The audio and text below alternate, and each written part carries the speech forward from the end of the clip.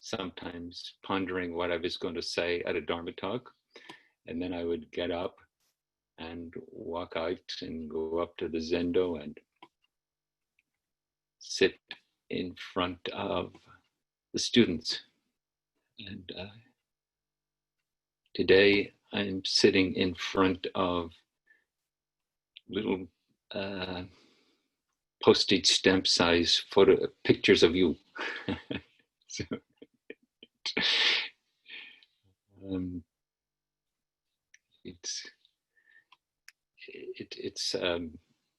it's almost like the little pictures of you are an extension of my own mind. It feels wonderfully intimate, and it seemed to from this perspective, it belies the notion that you're scattered throughout the world. I seen Jean right in front of me and Mary, who were in part of the Belfast Sangha in Northern Ireland. But thank you for listening in, and I think, like many of us, most of us, I think, the turmoil of the last couple of weeks has engaged me, perplexed me, left me pondering deeply. In some ways, in a personal way. How come it took so long for me to see that systemic racism is rampant and highly influential in our society?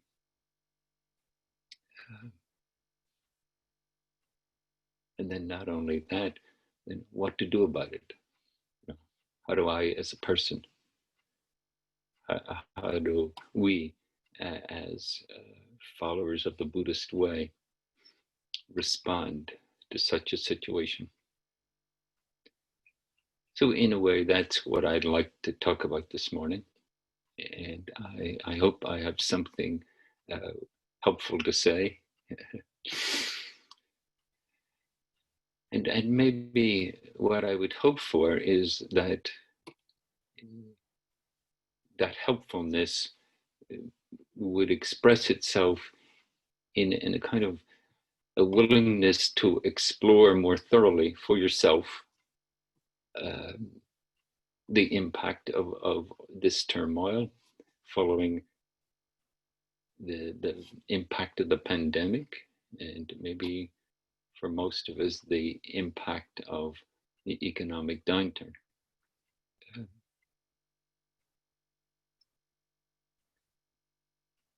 And yet my mind turns to thinking of the core principle of Buddhist practice and the core principle of Zen practice.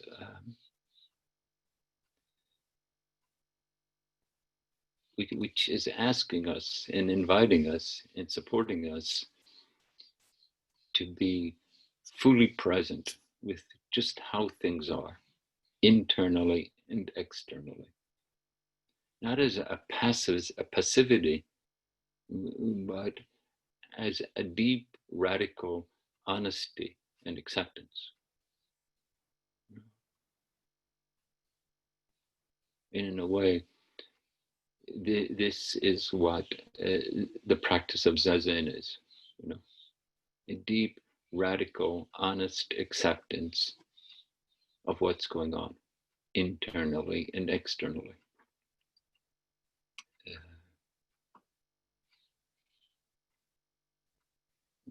Neither battling to diminish it or struggling to control it or trying to avoid it, either internally or externally.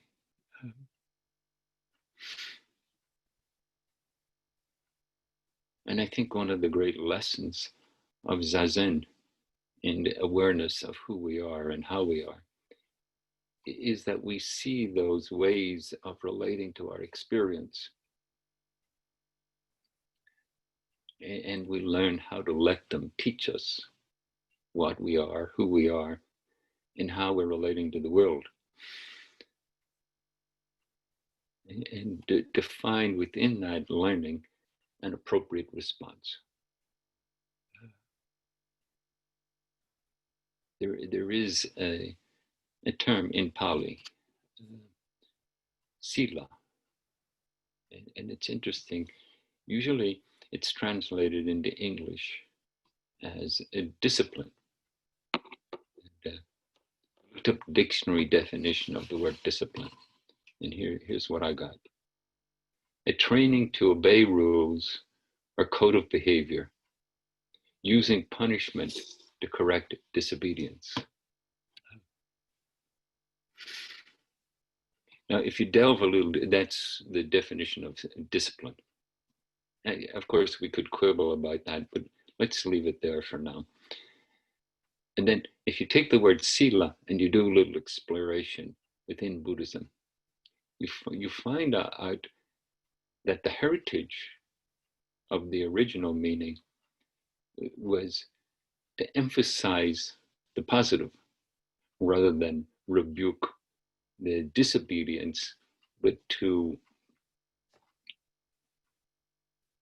invite us to explore what is it to call forth the virtues that we're capable of, the virtues in a Buddhist way that allow us to embody and express this settled acceptance of what is, that allows us to discover, literally to realize an appropriate response to who we are, what we are, and what is facing us in our world. I couldn't help but thinking as I was reflecting on those terms that there's a way we can look at the notion of law and order, the notion that these are necessities within a functional society. And of course, in a way they are. If a society is going to function well, there has to be a harmony. And a harmony usually comes around with an acceptance of helpful ways to be together.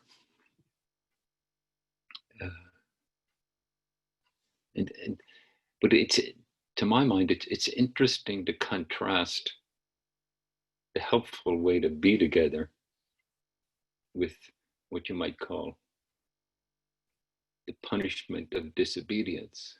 And on the other hand, promoting the virtues of well-being that we're all thoroughly capable of. In some ways, I think as a society, this is what we're struggling with right now. And maybe in a societal way, we're enacting what I think of as a struggle each one of us engages within our own being, within our own activity. How do I find within my own being a way to let the nobility of spirit, the natural impulse towards generosity and compassion and caring and benevolence, how do I find a way to let that flourish and not let myself get distracted and led away by competition, aggression, avoidance, preoccupation with what I want, whether that serves anyone else or not. How do we pick that up? And the term sila is the way of being that enables that process. You know, the way of being that has at its core that aspiration of benevolence, that aspiration of being in a way that helps us to realize the awakened nature of our being.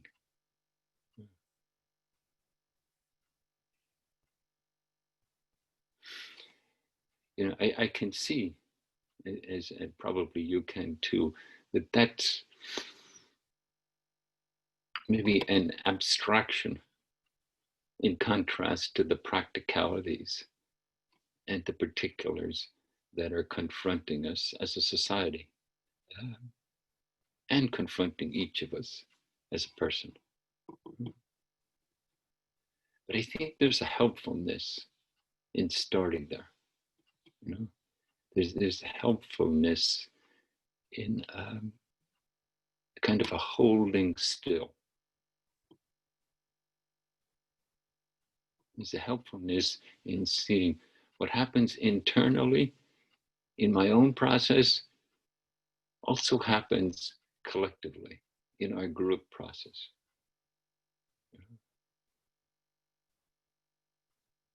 And Buddhism and Zen, they teach that this kind of holding still, this kind of letting something be witnessed, experienced, accepted, integrated into our being, helps to create the foundation of being that helps us respond to our life, singularly and collectively. Respond to that life in a virtuous way, in a way that literally will promote the harmony of being that we yearn for. I mean, the very organism that we are is in a constant search for a homeostasis, a harmonized way of well-being. And we search for the same as a society.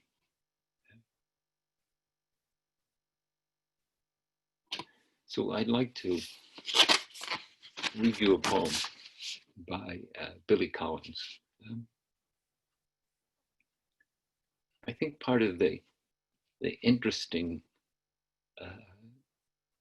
particularity of poetry is that it's trying to give us a sense of something rather than give us an idea or a concept by which to understand it.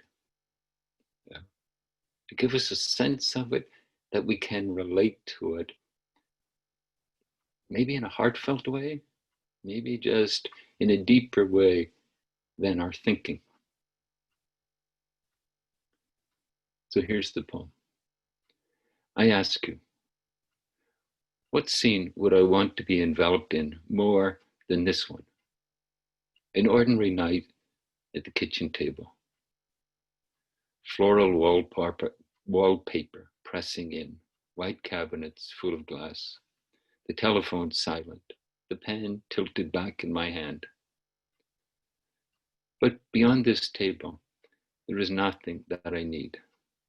Not even a job that would allow me to row to work, or a coffee-colored Aston Martin DB4 with cracked green leather seats. No, it's all here.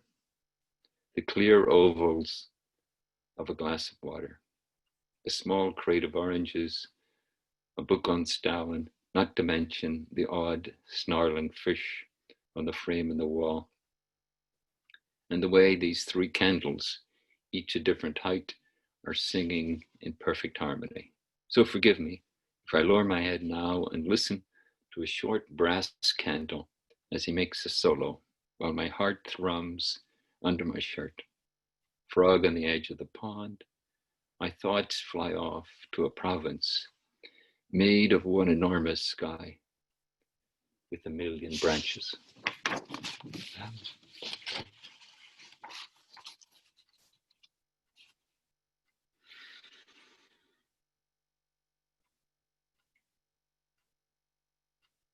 There's always, in every moment, the opportunity to breathe, the opportunity to pause and feel, okay, this is it.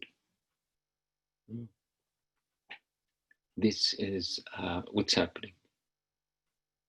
This is what I am right now. This is what our society is right now. This is the state of the planet. This is the political character of the United States right now, of the world.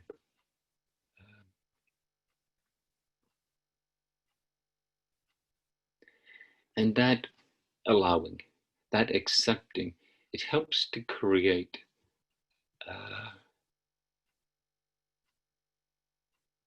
a foundation of benevolence. You know, in its okayness, in its acceptance, there's a way in which our reactivism, the way we react to what's happening, is softened. And it starts to create the possibility of responding. You know, they're very different. You know, our reactiveness is a defensive mechanism. You know, whether that mechanism is driven by fear or aggression, it has an unexamined impulsiveness.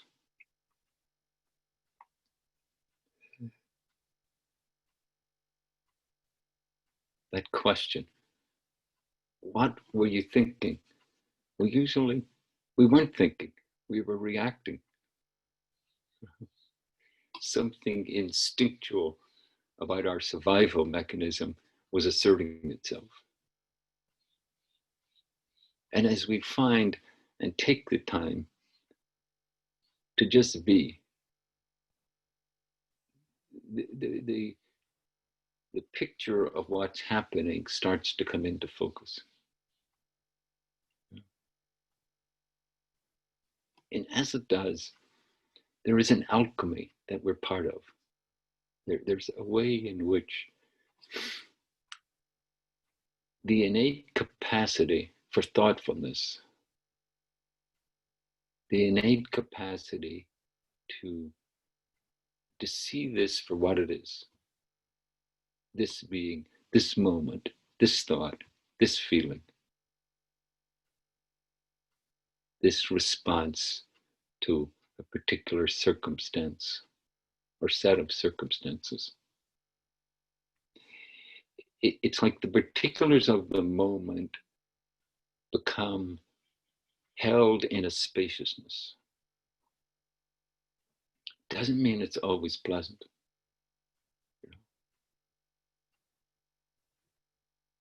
But in contrast to the reactiveness, the thoughtfulness, the spaciousness, the openness allow for an intentional response. And this is the essence of what our practice asks of us. This is how we can relate to the circumstances internally and externally, that with benevolence.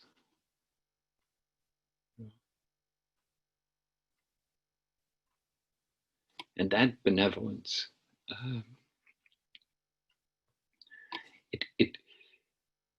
it calls forth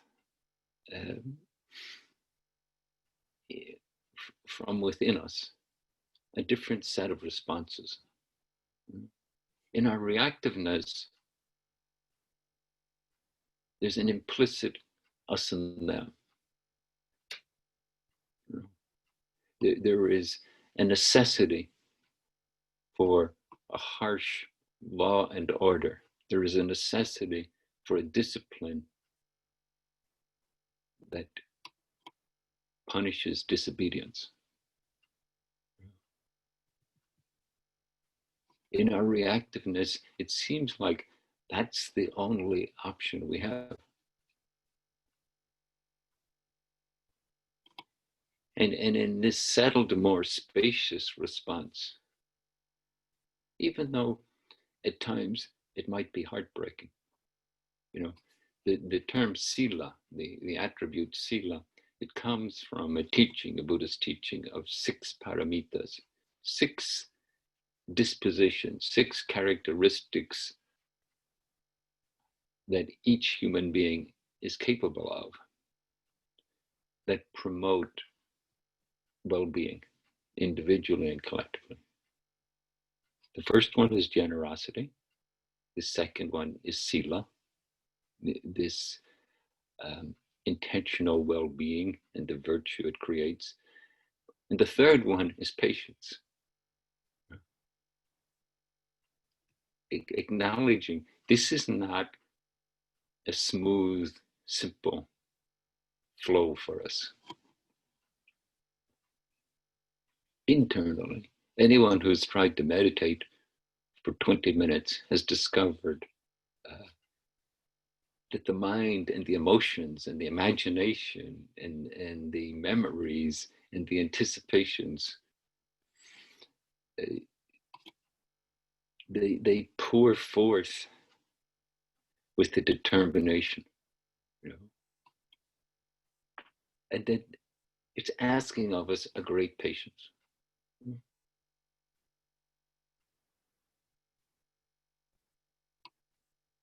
And similarly with each other, How many times has every one of us been annoyed, frustrated, disappointed in someone else by them being who they are, We're frustrated that they are who they are. Why can't they be who we prefer them to be?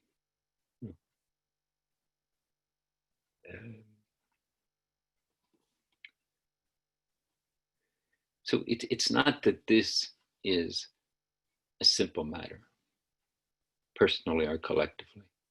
It's not that this is the automatic impulse of our being.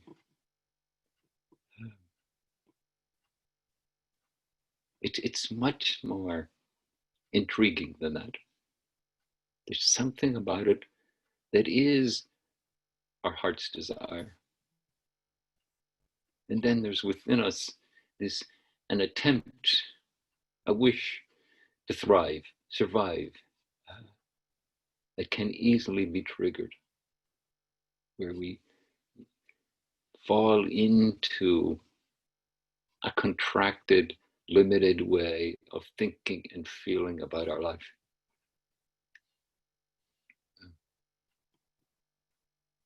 And the paramitas are a teaching on how to stimulate the positive attributes we're capable of.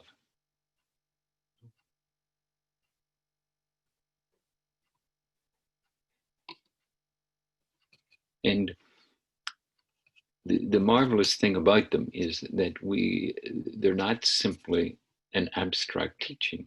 They're a way that we can bring into our world, into our relationships, into our activities, these positive attributes. The first one, generosity.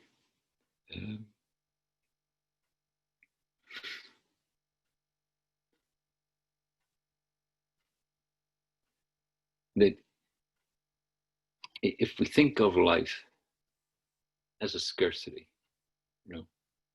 well, then we need to compete. There is a scarce commodity of what supports life. And we need to compete with others to have enough, to provide for our own needs and to survive. Um, but if we think of life as a constant exchange, as a constant give and take, you know, then what life is it's a mutual process of benevolence. It's a mutual process of sustaining each other. There's an old Celtic saying that says, we take shelter in each other. In contrast to, we need to compete. And sometimes, like when you in that poem I read by Billy Collins, you can say that he's receiving all the objects of his immediate environment.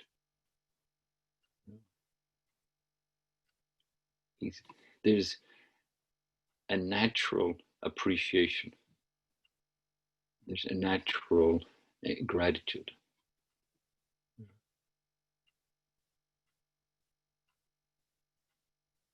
Someone gave me a book a couple of days ago, and the book is called 99 Blessings. And what the author did was, each day for 99 days, he wrote down what he was grateful for. And then he made it into a book.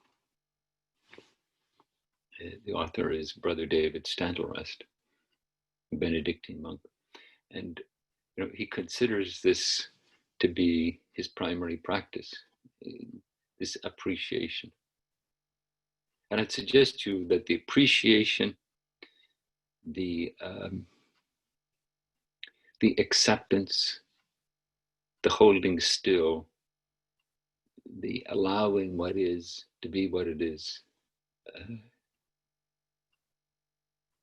nurtures our being.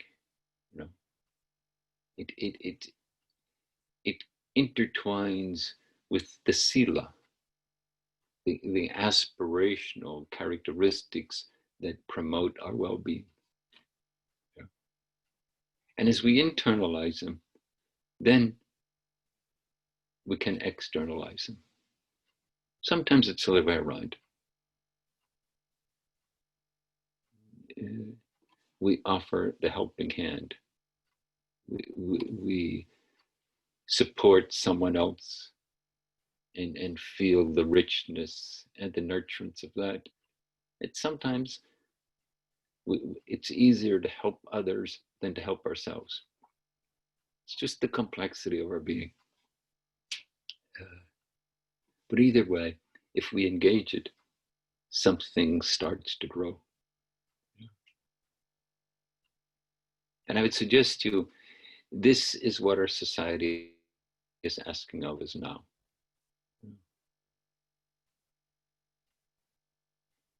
How do we enter? How do we engage this world that's inflamed? How do we meet the ways in which we've gone astray, that we've taken notions of law and order and turned them into oppression, that we've allowed them to accumulate a bias in which, rather than serving society, they're distorting our natural tendencies towards harmony.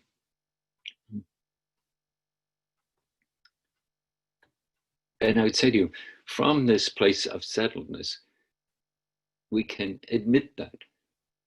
We can accept that without a reactive need to create an us and them. No? Every human being has this impulsive tendency to support their own survival. And every human being has this capacity to settle, to open, to be thoughtful, to meet the world with generosity and compassion and benevolence. Uh, this is our challenge. Um, and how do we see this in others that maybe our initial tendency is to see them as other? Well, that's the source of the problem. That's the person who's doing things wrong. That's the aspect of our society that's corrupt and malevolent. Um, there's an early Buddhist teaching that says hatred never resolves hatred. Hatred perpetuates hatred.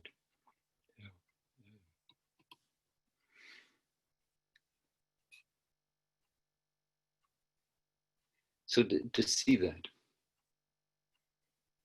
and I think there are signs of hopefulness.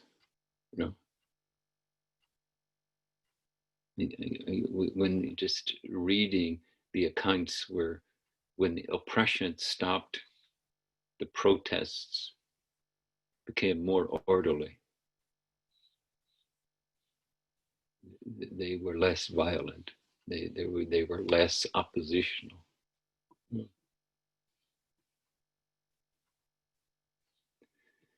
And that we can trust that process, promote it, participate in a way that embodies it. And then I think as Zen practitioners, we can also hold it within our own being. You know? We can let the external be internalized. We can let the internalized be externalized.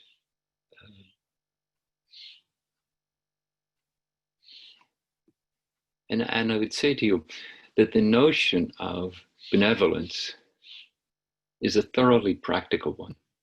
You know?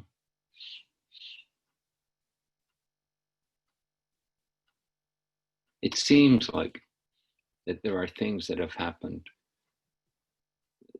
that those who perpetrated them need to be held accountable.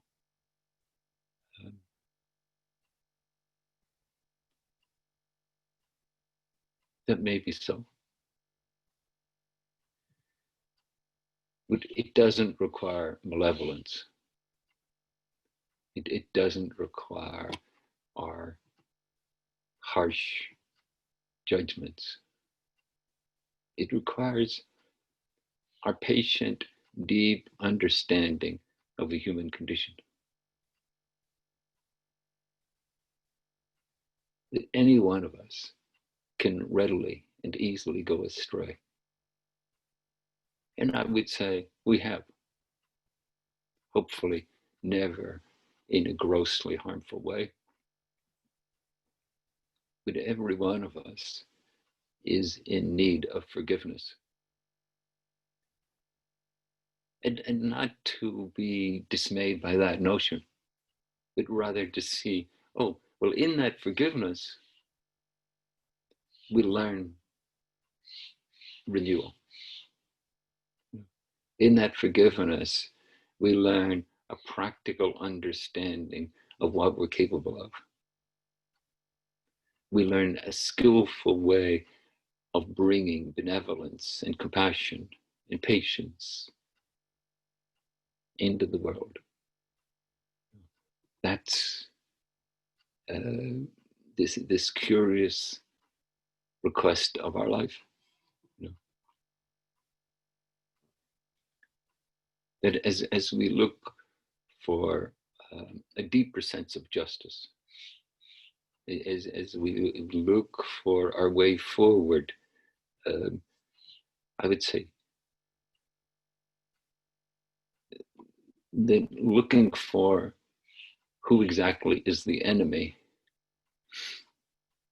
is not as fruitful as looking for how do we create a virtuous renewal.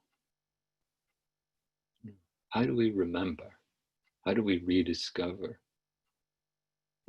and reconnect to what is in all of our hearts? You know, there's something we yearn for. You know, I think of a poem by Nazim Hikmet, Things I Didn't Know I Loved.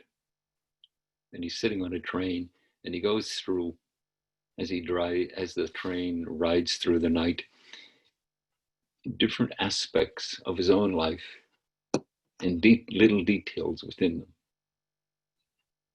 that he found nourishing, that opened his heart. Who couldn't benefit from such a way of being?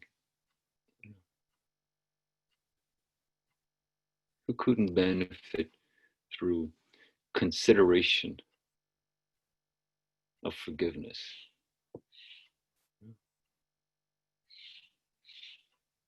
Of others, of themselves. It's interesting how usually those two are intertwined. You know? That is, we forgive others, we're more honest about our own participation in what went wrong. And we're more capable of owning it and accepting it. And we're more capable of forgiving others.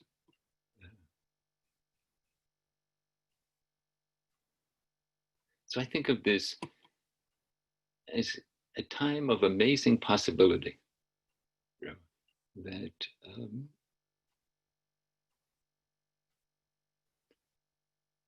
that somehow we've been sleepwalking in relationship to the gross injustices that are built into our society.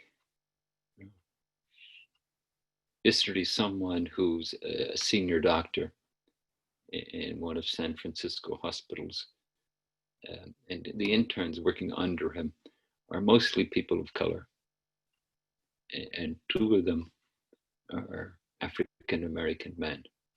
And they were telling him, well, when I'm driving home after my shift at the hospital, I usually keep on my doctor's white coat. And I keep on my badge that has my ID and says underneath it, doctor. Just in case I get stopped. And then by the police. And then they can see, oh, this is a doctor.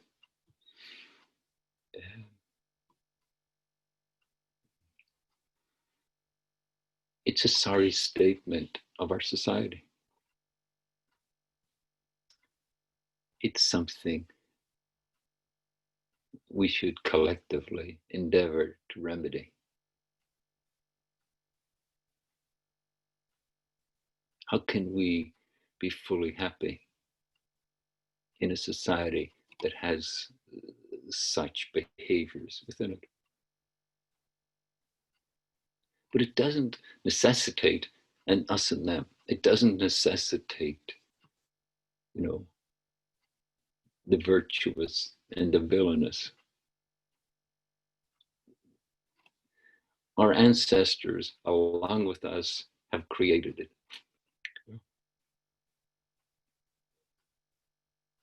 It needs to be deeply, honestly accepted. Okay, this is how it is.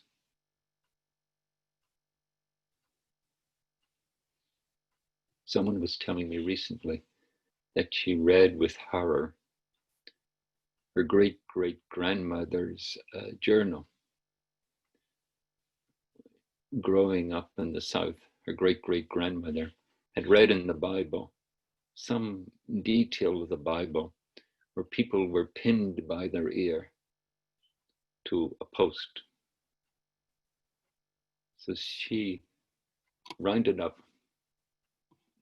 the children of the slaves that they owned on their plantation and pinned their ears to a post.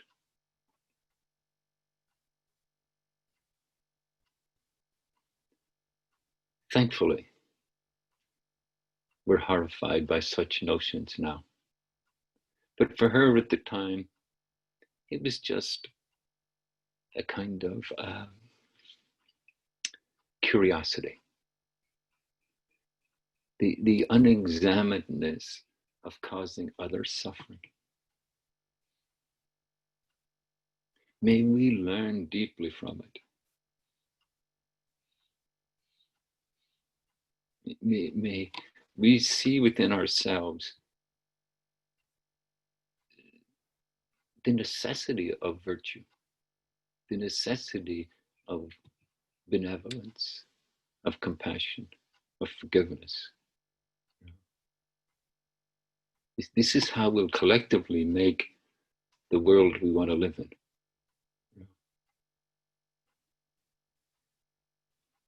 We have extraordinary capacity as human beings, and then in some ways, we're extraordinarily slow to learn our lessons. I mean, slavery was not abolished last week or last year. You know, it's amazing that rooting out its institutionalization, its systemic pervasiveness, it's amazing. It's taking us so long. But so be it. We can move forward.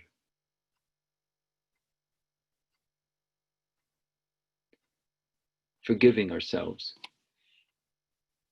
forgiving each other, forgiving those who have been caught up in this unbalanced world in ways that makes them look like the perpetrators. From a Buddhist perspective, the interbeing, the way in which we all collaborate in known ways and unknown ways to create the world we're living in. It's asking for forgiveness.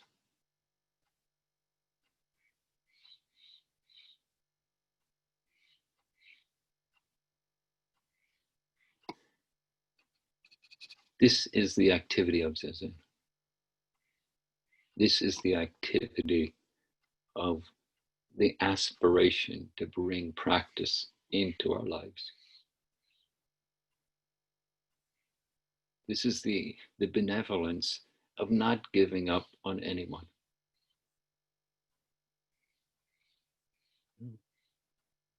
In Mahayana Buddhism, of which Zen is a part, we say, beings are numberless.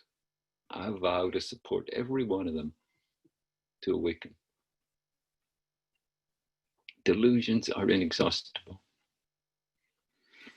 Will this be a turning point in our society? And from now on, will it manifest in a marvelous, innocent way? Probably not.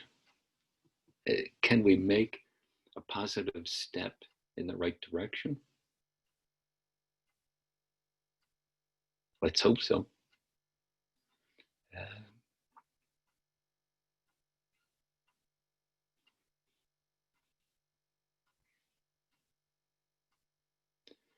We are capable of love. It's our heart's desire. What a mysterious notion that it isn't more pervasive in our world. That we're more capable and readily attracted towards violence and war than we are towards love and mutual help.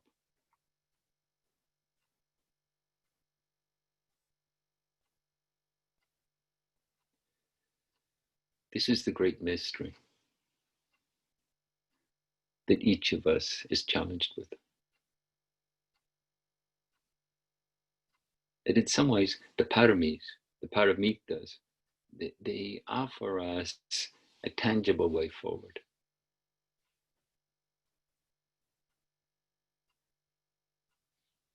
We don't have to have thoroughly enlightened the deeper recesses of our being. In our everyday activities, in the quiet way we notice we've drifted into thought, we can pause, we can bring it back. So let me end by reading Billy Collins's poem again.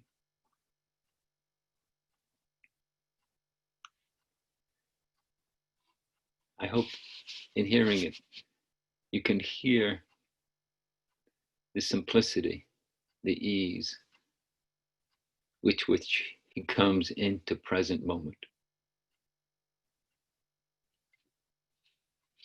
The ease he savors what's happening in that moment, and the acceptance that allows his heart to grow quiet and whimsical. I ask you, what scene would I want to be enveloped in more than this one? An ordinary night at the kitchen table, floral wallpaper pressing in, white cabinets full of glass, the telephone silent, the pen tilted back in my hand. But beyond this table, there's nothing I need, not even a job that would allow me to row to work, or a coffee-colored Aston Martin DB4 with cracked green leather seats. No, it's all here. The clear ovals of a glass of water, a small crate of oranges, a book on Stalin, not to mention the odd snarling fish in a frame on the wall. And the way these three candles, each a different height, are singing in perfect harmony. So forgive me if I lower my head now and listen to a short brass candle as he makes a solo, while my heart thrums under my shirt. Frog at the edge of the pond, my thoughts fly off to a province made of one enormous sky and about 1 million empty branches. Thank you very much.